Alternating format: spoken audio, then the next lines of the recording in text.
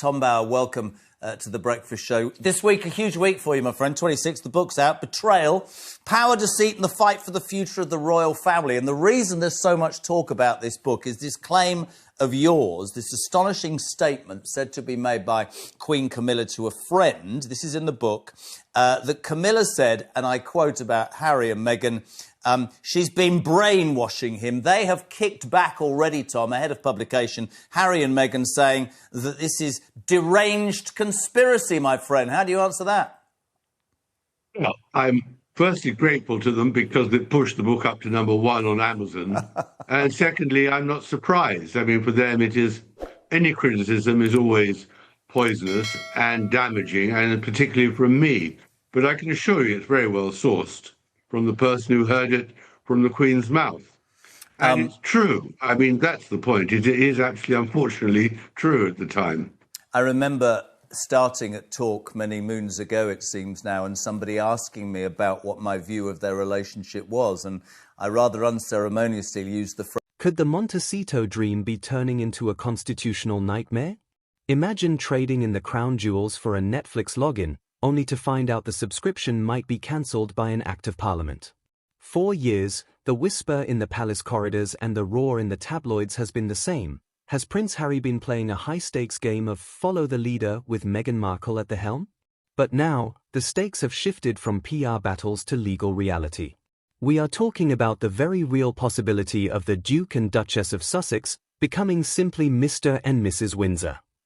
The Golden Gates are closing, the titles are on the chopping block, and the Sussex brand is facing a total identity crisis. Quick favor, if you're loving this, hit that subscribe button. Over 92% of viewers haven't yet. It's free. Takes a second and means the world to us. Thanks. If you did. Now back to the show. And I can only use the second word, which is whipped. I've always believed that this kid who fought in the army and seemed to be very stuck on the royal family, and whatever we say about Spare, was taken by this woman who had undoubtedly a motive. I don't care what anybody says about that. And what he's turned into is a sad sort of indictment. That you also allege in the book that a supposedly conciliatory tea-time meeting between Harry and his brother Prince William culminated in Meghan snapping at William and saying, "Get your finger out of my face." It says, you say, and I've long thought this, that William harboured doubts about Meghan long before the engagement. Oh, absolutely. And of course, it started very much long before the wedding, that a member of the establishment, which I describe in the book, a very famous person, was trying to help Meghan understand the chores and duties and responsibilities of being a member of the royal family, and reported back to the palace that Meghan was going to be trouble, that she had no intention of falling into line. And of course, she created the grievances. Streaming platform is the modern equivalent of being an enemy of the state. If this passes, King Charles wouldn't even have to be the bad guy. Parliament would do the heavy lifting, effectively handing Harry and Meghan a one-way ticket to Commonwealth. It's the ultimate irony. They wanted a private life but kept the public titles like a security blanket they refused to wash. Transitioning from the courtroom to the counting house, we have to talk about the brand. Because let's be honest, without those titles, what are they actually selling?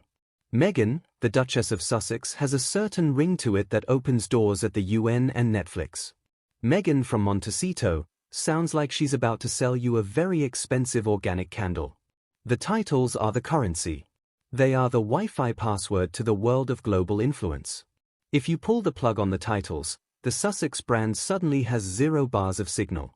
Experts are suggesting that the manipulation narrative has finally hit a wall because Harry is starting to realize that the grass isn't just greener on the other side, it is significantly more expensive to mow when you aren't a Her Royal Highness.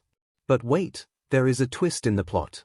While the public is calling for blood, King Charles is reportedly caught in a father versus king dilemma. Sources say he is not a punitive man, which in royal speak means he'd rather ignore the problem and hope it goes to California to stay. But the pressure is mounting from Prince William, who reportedly views the Sussexes' parallel court in America as a direct threat to the monarchy's survival.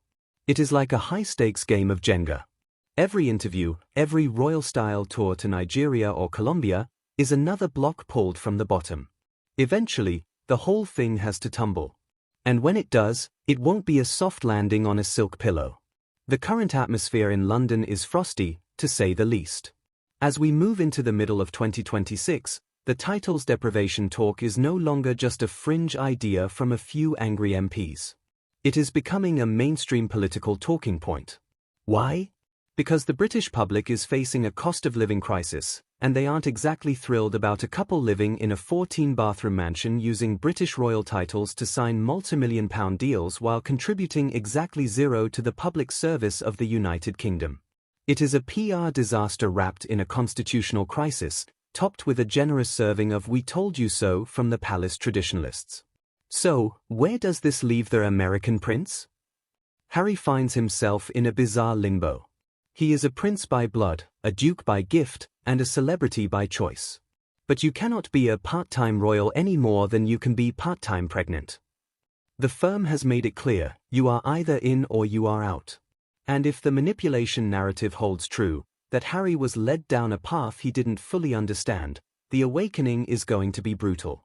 Losing the titles wouldn't just be a legal blow, it would be the final seal on his exile.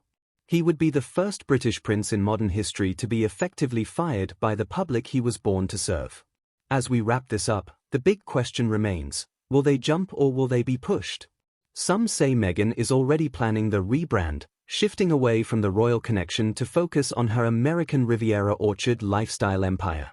Others believe they will fight tooth and nail to keep the titles because, let's face it, the Duchess looks much better on a jar of jam than just Meghan. The clock is ticking, the bill is in Parliament, and the King is running out of excuses to protect his darling boy. One thing is for certain, the Sussexes are about to find out that while you can leave the palace, the Crown always has a way of getting the last word. Thank you for watching Royal Fusion TV.